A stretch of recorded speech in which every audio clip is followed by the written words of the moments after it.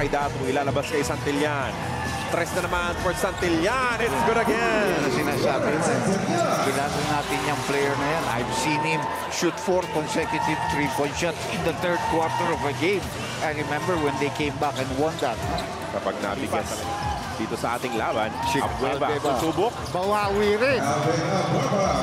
First 3-point shot. Out of 4 attempts, nakaya rin. Lunod dun sa ilalim, Dr. J. Kaya dito ako sa labas. Dito ako sa labas. Block of the first quarter. Good cut. Datu all the way.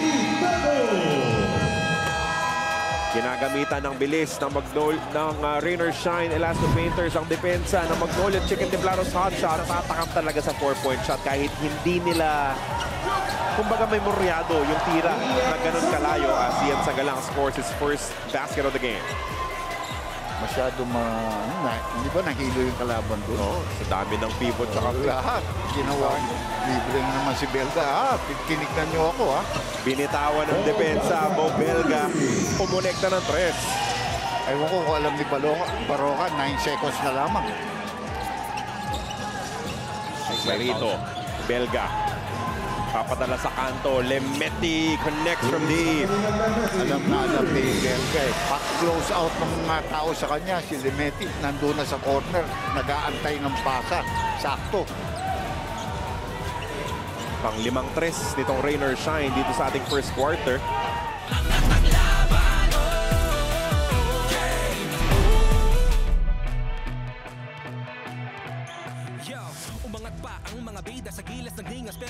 Adrian Nocum turning garbage into gold, scoring 2 points there. Oh! Mahina yung pasa pero suswerte. Si Clarito na magbababa. Clarito, bumatakit, sumugod. Pang-10 player ng Rain or Shine na pupuntos dito sa larong ito. Lahat ng nakakita ng aksyon mula kay Coach Yeng. What's not good niya? Asisio off the back. Gandang tulong siya. May assist na, meron pang basket. And since Magnolia could never take the lead or tie, balik na naman sa 5. Ahan Misi, isa pang subok. Pasok na yan. 4. So isa na lamang ang lamang. Last shot time dito para sa Rain or Shine. Pero maraming fouls to give dito ang Magnolia. Sangalang, aatake. Ian fouled. And he gets the end one.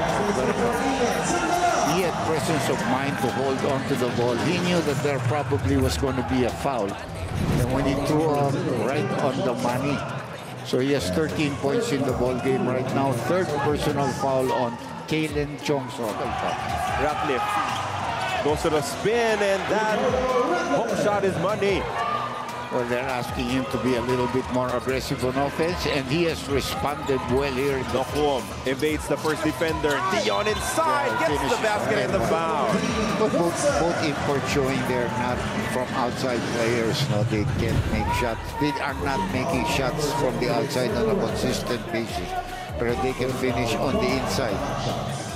But you have to give credit dun sa aggression nitong si Adrian Nocum.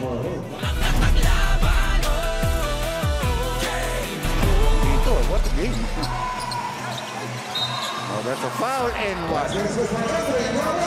Andre Caracot taking charge of their offense. Caracot telling them that I'm the best point guard in this team. Bigay sa kanya. That's a good reverse already at that point. You have to reverse the ball. 3-point shot is there for Xavier Lucero. Kanina, 13 puntos ang lamang yan, ha? That's a foul there by Paulie. You know, I think maybe Chito Victolero ang kanyang import. Baka mag-time out. Bibitaw ng 3, papasok yan. His third 3 of the ball game for Caleb Tiongson. And as you said, Doc, just one basket results to a timeout. Will we see Ricardo Ratliff back in this ball game? Baroka goes to Sangalang. Ian, that familiar shot is strong. Kanya pa rin yung rebound. Sangalang, patient move, and he bangs it home. Medyo maganda rin laro ni Sangalang. Kung sabihin mo maganda rin laro ng import nila, Sangalang has really kept them in the ball game and in the lead now. 17 points. Bitawan niyang tira. Caracot wants to tie. Will get it! What a quarter. kakayanin dyan eh. Andre Caragot stepping up right in the crucial. Sa kampyonato, sama-sama tayo, manlalaro, tapisyonado. Ang natagla